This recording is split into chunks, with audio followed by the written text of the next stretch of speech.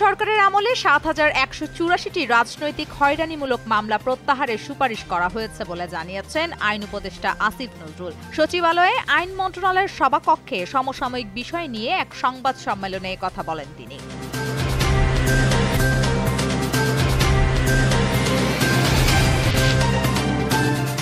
প্রধান বিচারপতি ডক্টর সৈয়দ রেফাত আহমেদ বলেছেন, বর্তমান বিচার ব্যবস্থা একটি দ্বৈত প্রশাসনিক ব্যবস্থার মধ্য দিয়ে চলছে। তাই সুপ্রিম কোর্টের জন্য আলাদা সচিবালয় স্থাপন খুবই জরুরি। খুলনা জজ কোর্ট প্রাঙ্গণে সাংবাদিকদের প্রশ্নের জবাবে তিনি একথা বলেন।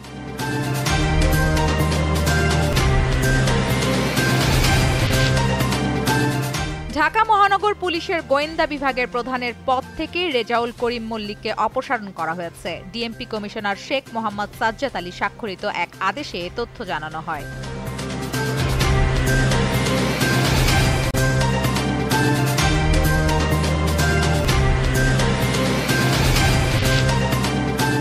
সুদানের উত্তর দারফুরের প্রাদেশিক রাজধানী আল ফাশিরের কাছে শরণার্থী শিবিরের 2 দিন ধরে ভয়াবহ হামলা চালায় বিদ্রোহী আধা সামরিক বাহিনী র্যাপিড সাপোর্ট ফোর্স। এই হামলায় নিহত হয়েছে অন্তত 100 জন বেসামরিক নাগরিক।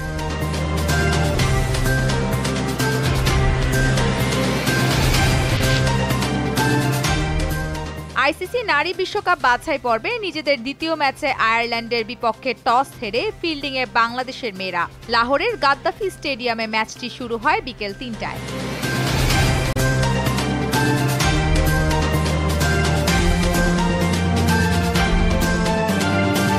পরিমাণের সঠিক খাবার পেতে তাই আজই অর্ডার করুন ফুডি অ্যাপে। ফুডি।